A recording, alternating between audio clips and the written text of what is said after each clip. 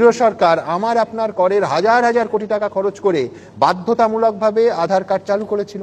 প্রত্যেক নাগরিকের ব্যাংক অ্যাকাউন্টের সঙ্গে আজও সেই আধার কার্ড লিঙ্ক করা আছে। এখন আধার জাল হতে পারে এই যুক্তিটা তাহলে রাষ্ট্রের ব্যর্থতা বলতে হবে। আর যে 11টা নথিকে আধারের থেকে বেশি মান্যতা দিচ্ছে নির্বাচন কমিশন, তাদেরই যুক্তিতে তার মধ্যে কোনটা জাল করা সম্ভব নয় বলুন তো, যদি আধার জাল হয়? আধার কার্ড জোর জবরদস্তি করে বলা হয়েছে ব্যাংকের সাথে লিঙ্ক করো, প্যানের সাথে লিঙ্ক করো, এটা করো, ভোটার লিস্টের সাথে লিঙ্ক করো।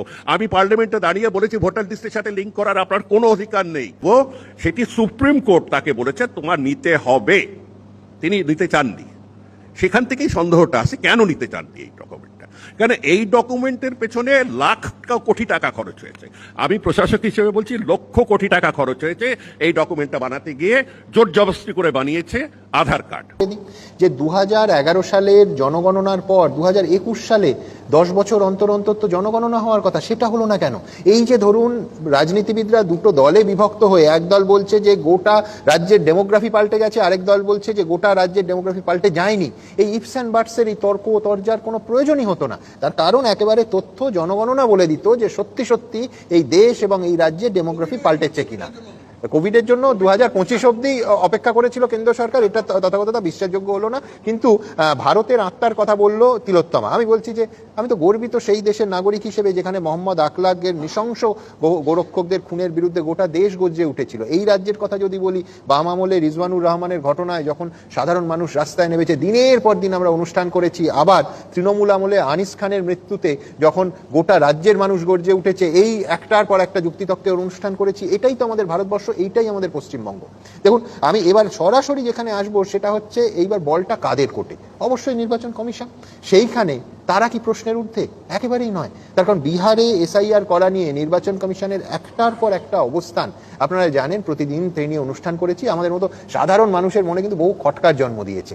আমার প্রথম প্রশ্ন, যে 11টা নথিকে নির্বাচন কমিশন বৈধতা প্রমাণের তালিকায় রেখেছে, তার মধ্যে একাধিক নথি তো জালও হতে পারে। সংশয়টা বিশেষ করে পশ্চিমবঙ্গের ক্ষেত্রে প্রযোজ্য।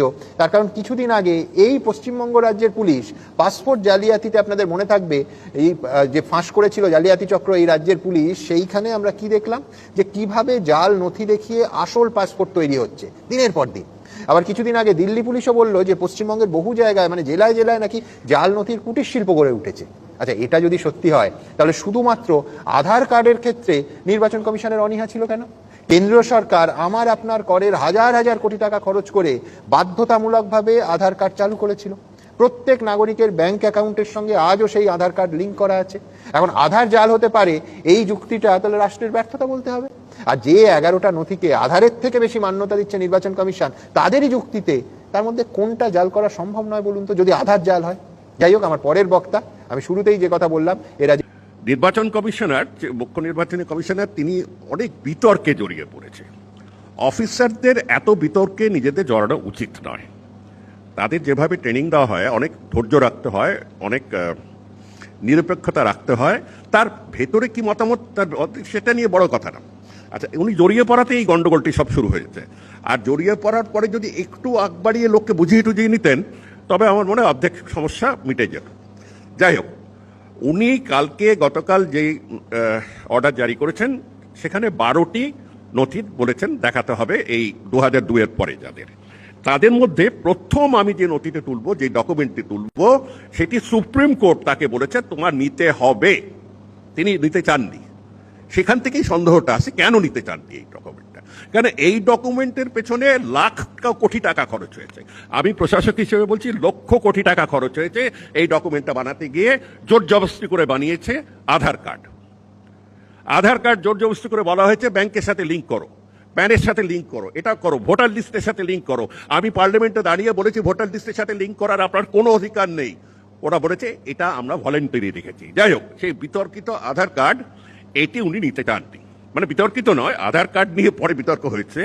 এই আধার কার্ডের সাথে ভোটার লিস্ট লিঙ্ক করার জন্য ওরা পূর্বসূরীরা কয়েক লক্ষ টাকা, কোটি টাকা খরচ করেছে। যাই হোক, এখন আসা যাক।